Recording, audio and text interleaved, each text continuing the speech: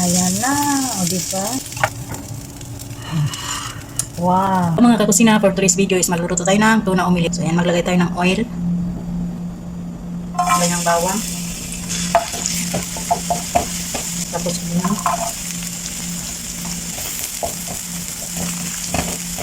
Lagyan ito nito.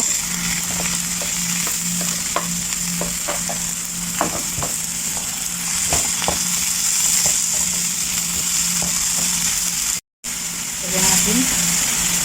Minta-minta. Haluin. Lahat ng bell pepper.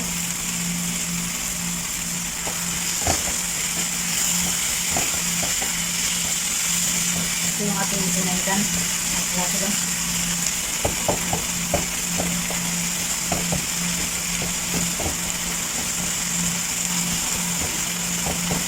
Ito yung natin ng gulay.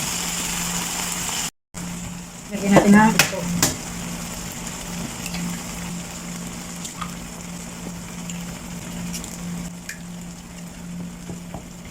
Alusin.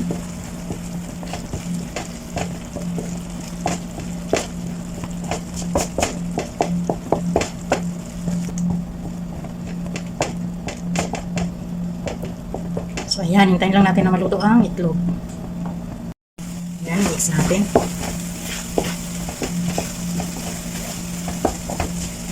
Ayan, okay na to.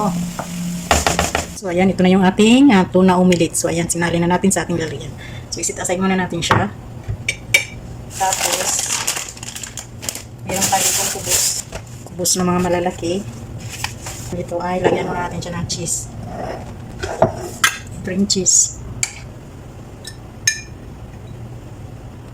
Kunti lang kasi may ilalagay pa tayo na mozzarella cheese mamaya. Lagyan natin siya ng palaman. Ganyan rin siya. Tapos meron tayo dito mozzarella cheese. Ayan, lalagyan natin. Ayan natin dito. Ayan, sarap. Aming cheese mas masarap din. I-roll lang natin siya para siyang lumpia.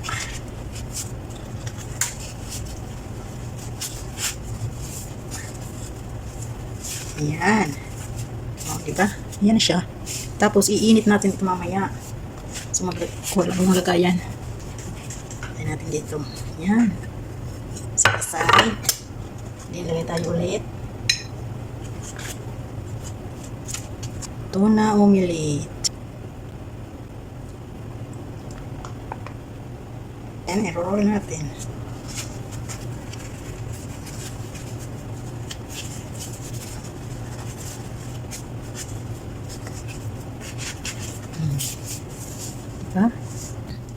Save for tomorrow. Ayan, dito natin siya ilalagay. Tingnan natin kung kasya. So, isang piraso lang talaga yung kasya niya. Ganyan lang natin. Tapos, ayan, doon na siya. Ayan na. O, diba? Wow. Lagay pa natin yung isa. Ayan. Diba? Ganda. Oh, diba? Yummy. So, ayan na siya mga kakusina. Ready for breakfast na. So, at ayan lang mga kakusina for today's video. Thank you so much for watching. Ayan, kainan na naman.